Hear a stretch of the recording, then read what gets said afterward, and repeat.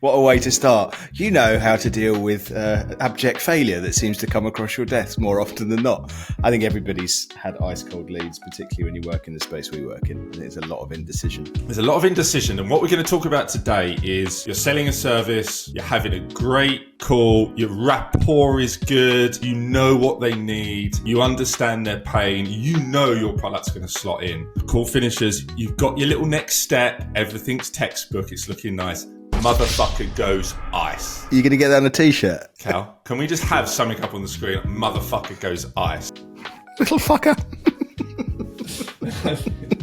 I actually think this is a nice model. I genuinely feel like I've learned a few things talking about the sales stuff with you, which is extremely rare. I think we should... Welcome to Founders Therapy Podcast with Doug and Rich.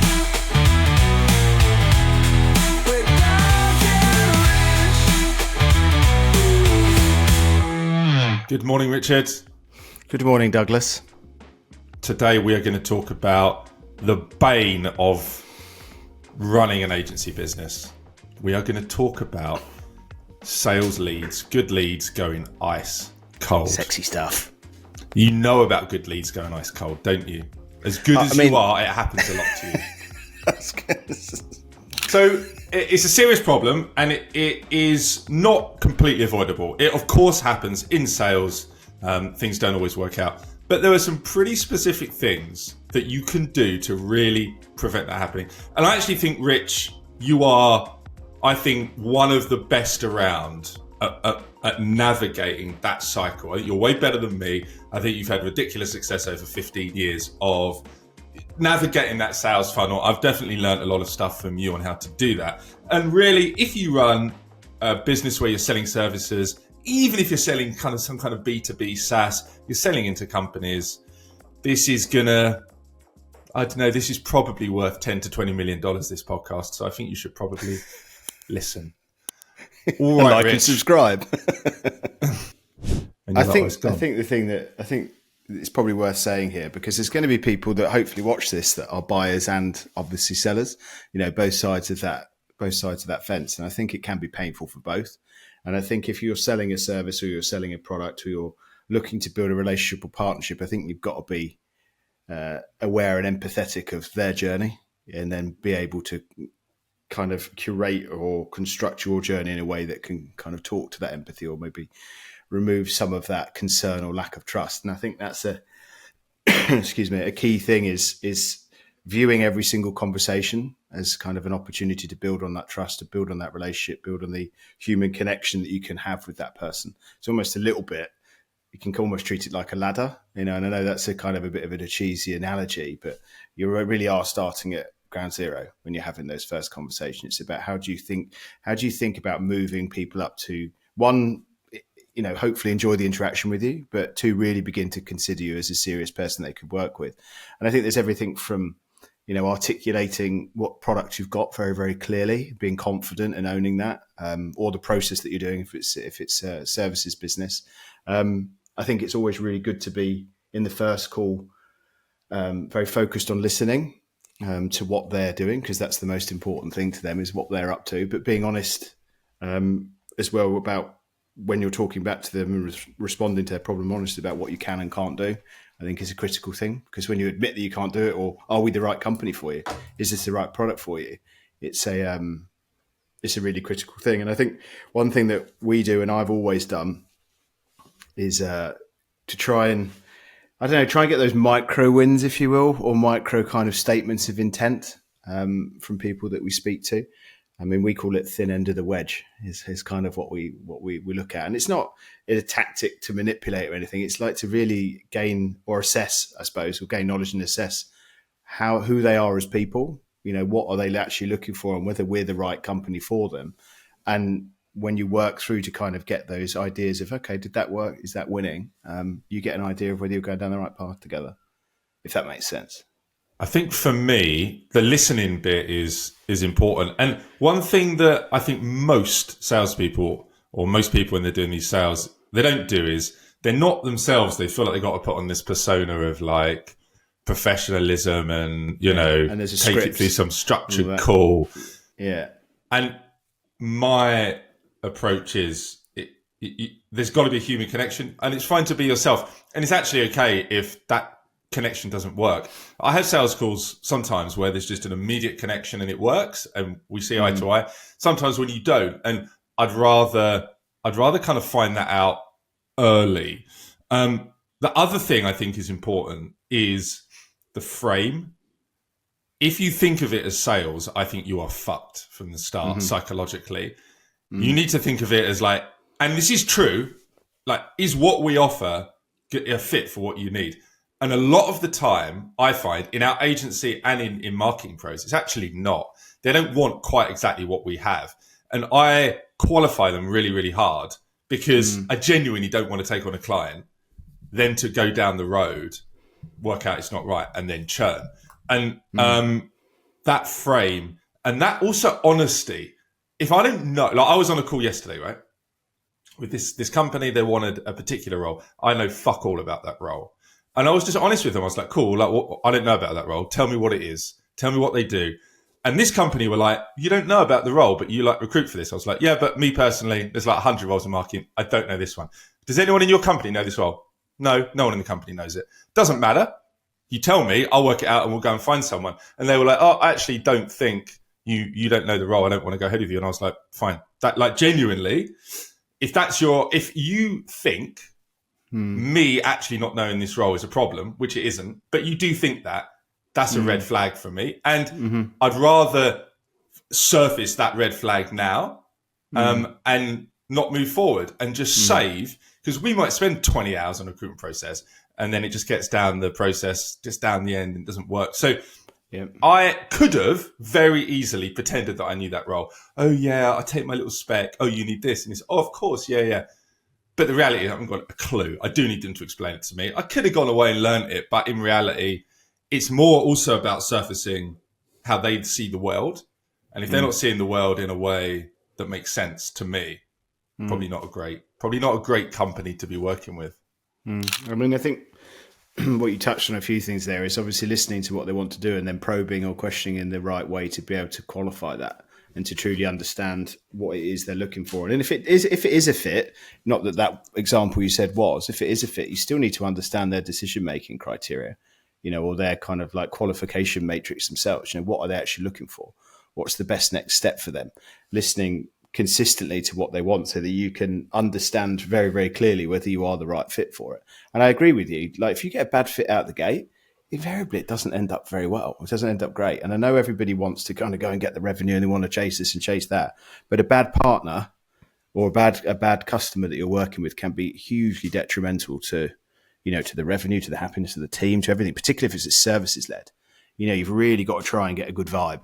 And you can do that by listening, understanding, and then making sure that you position your company in an appropriate way. And again, it's all about honesty, all about being courageous enough to say, do you know what, this isn't right for us, or yes, this is really interesting for us, this is how we can help you.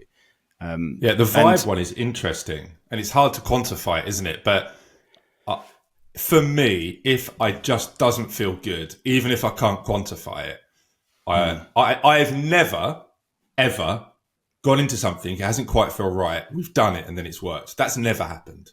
So if I have that feeling, even if I don't know why, I just won't do it, because you can easily convince yourself, particularly if it's a decent looking, decent sounding thing, you can convince yourself. But yeah, and we do that on the candidate side as well, slightly tangential, but somebody might look good on paper, but if the feeling is off, just fucking leave it.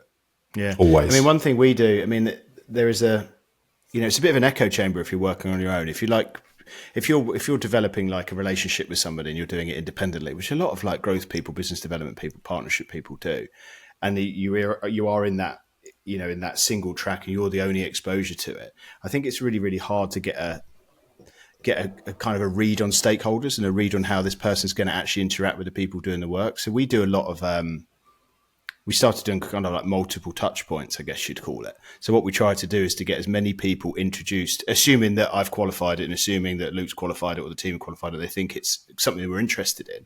We try to get, our CTO in Nick or Ben maybe to meet, or some of our engineering team or some of the design team, so they can get an understanding of who we are as a company, because I think that's critical as well, because it's a validation point. And it gives them a feel for how we operate as a company. What type of people do we have in the organisation? Are they similar to me? Are they different to me? Do they demonstrate credibility in their field? Because ultimately, I'm not going to be going to go and build it, am I? Nowadays, we've got engineers to go and build it, and they need to understand that, this technical person is up to task to go and do it. So I think what I try to do as well is once I've got a feel for whether it's a tick as like we want to move this forward, and we are hypercritical as they are hypercritical of us customers, because you're really sizing people up. It's human to human, really, out the gate. Getting that multiple touch points, getting those teams involved, and investing that time from your team. Half an hour here. Can you come and talk to this founder about their project? Come and talk to them. How would you approach this from a technical point of view? Oh, Mahara is interesting. And we try to be like transparent like that. We try to get people in because it goes beyond that single point, and it also de-risks it. I think it de-risks it a lot. So let me ask you a question then. So if we had to put this into a structure, like a fairly simple structure, and let's say the scenario is marketing agency selling, whatever, LinkedIn consultancy to, fairly high-end companies or whatever, and they're just doing a lot of good stuff. They're having calls, and those calls are just kind of, often they're just drifting away. They're not getting that interest on that first call. Now, what would you sit someone down and talk about in terms of call one, call two, like how they kind of would structure through that at high level?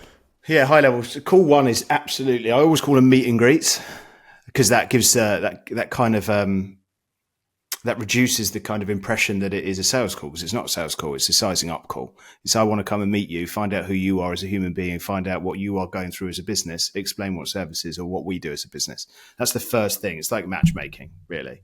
So I do a meet and greet. If out the back of that call we decide that, there could be something there, and you have to assess quickly in the call whether that is something that you want to actually go and progress and whether they want to progress with you, then I would look to do a couple of things. If the problem was clear, so if there's like a clear thing that they've got an issue with or they want to go and work on with their LinkedIn marketing, then I would probably try to introduce the team. And I would probably say, okay, well, what I think would be good is we go and bring this specialist in and let's just talk around the problem and just free flow some ideas. So again, just like trying to get up that ladder of trust. I think if there is an opportunity to do a structured workshop, like they have got, okay, we got a problem with this specific thing, we could bring in a 90-minute workshop, for example, free of charge, opportunities to see how we work, opportunities to see how you think, and then go and get that moving. But again, you do a lot of those, Rich, those workshops in practice. That's the thing you do. Yeah, for sure. I think of the, let's imagine we don't talk to that many companies a week just because of the style of work we do. But let's say we talk to, 10. Right. Imagine if we talk to 10, that would be a busy week for us. If we talk to 10, I would say half of those would go to that follow-on touch point with a member of the production team. If we feel we've got a early engagement mechanism, like we would have a project planning workshop or product planning workshop, that's where we actually look at the Moscow prioritization of what they need to build. Like what actually really matters, what must go into this product, what could go into it, what should, could, and won't. So we take them through that, but it gives them insight into how we think. And I think that's a critical thing, because it's not just like, here's your product, this is the price. How do you think? That's the most important thing. Do you get shit from the guys that do those workshops, which are presumably a fair bit of work, and they're like, oh, that was a fucking waste of time. That lead wasn't good. It wasn't the right thing. No, we do it in growth. We do it with inside of the team. And because it's so well structured, and we use a lot of GPT stuff to do the report writing. So we take the transcript, we do a Miro board, we take the transcript out of it, and then we plumb that through. And it sometimes it falls foul, but if we've done our job in the first meet and greet call or the second meet and greet call, and we've decided that, this is the best next step for us to gain an understanding of what this could be, invariably, there's 2 lines of defense already that you've gone through. So it shouldn't be a fuck up. It should just be the next best step. Yeah. What's interesting, that's true, actually. Like if I was looking at a website, and let's just say I was looking at their SEO, I was looking at someone's LinkedIn profile, I would know immediately. I wouldn't have to spend ages researching. I could just go on it and look at it and go, these are 5 things that you need to do. So what you're saying is, it's not like we have to do tons and tons of effort to do this kind of engagement mechanism, this workshop. You kind of know this stuff anyway out the gate, and you can have that conversation. Yeah. And I think there's one thing that's also important. Like, not everybody you talk to, you have to work with. And I think this is one thing that isn't necessarily talked about enough. And when we drive it home internally, it's just like the surface area of luck. It's like the more people you know and the more people that you can support and the more people that you can give a positive impression of Mahara in our case, that's only beneficial. And we've done a number of these meet and greet calls that have never really turned into anything because they don't need to turn into something. But they have invariably then had a good impression of Mahara and even referred people over to us. And we can do these multiple touch points, like I said, with the production team, or we can do these little mini workshops. Sometimes it doesn't bear any fruit for 6 months, and that's okay. And you have to be in a mindset that in a growth team, you are growing the brand positioning of your company and you're also growing your revenue and you're doing all that piece. But every single touch point that you have needs to be a positive one, or it needs to be an honest one, or it needs to be one where I say, look, that's great and all, we're not quite right. But that's still a positive engagement with your company. Yeah. And that can lead to stuff.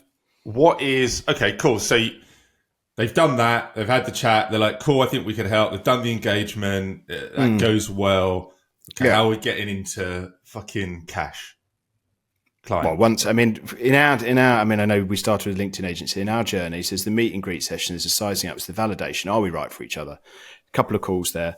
Then it's the next steps. It's either getting production in, which is that touch point to understand how credible we are, or it's those workshops. Then we have to think about estimations. We have to look at what this product could be. So we do a first pass through our own internal tool called Momentum that allows us to enter in what this scope is going to be, and that kicks out broad estimates, which are then checked by an engineer. And then we put proposals together, but we don't send proposals over. We talk people through the proposal and we talk people through the how we're going to go and build it. And then obviously what we're going to go. So that's typically a second or a third, probably a third call where you're actually sometimes fifth or sixth, depends on how quickly it moves. I mean, we've got one that came through the other day, referral, which is always nice, right? Surface area of luck, kicked over. Had one phone call, got on really well with them. Half an hour, had learnt about their business, fascinating business, doing really, really well. Second call, brought our CTO in. I said, look, I think you need to meet Nick. It's a good opportunity. Then we went and did a estimation for their little POC they want to run. And today we're going to be walking them through it. Proof of concept, POC. Yeah, and that was 3 days to kind of get that through. And if we get that, we're testing each other out. We're sizing each other up. It's like, do we want to work with each other over the next couple of years? Yeah. Okay. Love it. And then, and so my takeaway from this, which I think is a great point, is just, I think that little project piece or that bit of work there is really important. I think the human piece for me is the thing that most people get wrong. They just don't have that kind of, they're a little bit too transactional early and people feel like they're being sold to. And I just think the psychological frame is important. You're not, you don't feel like you're selling. I've enjoyed this. I actually think this is a nice model. I genuinely feel like I've learned a few things talking about the sales stuff with you, which is extremely rare. And I think we should. Little fucker. That's the fucking carpet cleaning machine. Yeah, Lindsay liked that, did she? For everybody that's watching, what Doug decided to do is when his wife was working from home, really heads down, headphones on, she works in the legal industry, really got to get some shit done. It's hitting 9:10, meetings are piling up, dogs around being right tricky thing. Knock, knock. Oh, it's a cleaning guy. Oh, yeah, and this thing, he's might as well wheeled in a fucking 5.7 litre V8 Chevy engine in a white box.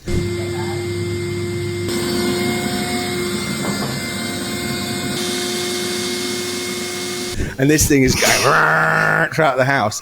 And I think the phrase Lindsay used was, well done, you've completely... What was it? What was the phrase? Smithereens. You've blown my day to smithereens. And I got videos of Lindsay trying to work in the lounge with this guy cleaning her carpet around her. Absolute gold. And Sammy just standing there. Yeah, I'll get you some footage, Cal. You could maybe include that. So but I think good. I think it is time for our outro. If you're looking to build a product and you want to work out, what the fuck you're doing, what matters, I would chat to Mahara. I would get a little micro engagement with them. They'll sit down, talk you through that.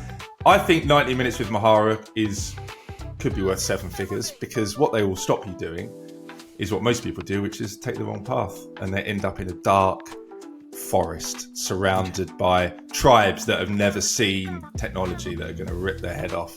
You need to take the nice gold path to the nice city. And it's very hard to know which path to take. You're just standing in a clearing. There's 7 random paths. You don't know which one to take. Mahara's going to come down in a drone and just gradually take you by the hand and lead you down the nice, clear, gold-plated path. And that's what you need, because if you take the wrong one, you are fucking dead. I've done it. I've wasted years. I've wasted millions. These guys will stop that. Doug hasn't taken his meds this morning. That's where that whole path, that whole vision came from. Thank you, Richard. See you next week.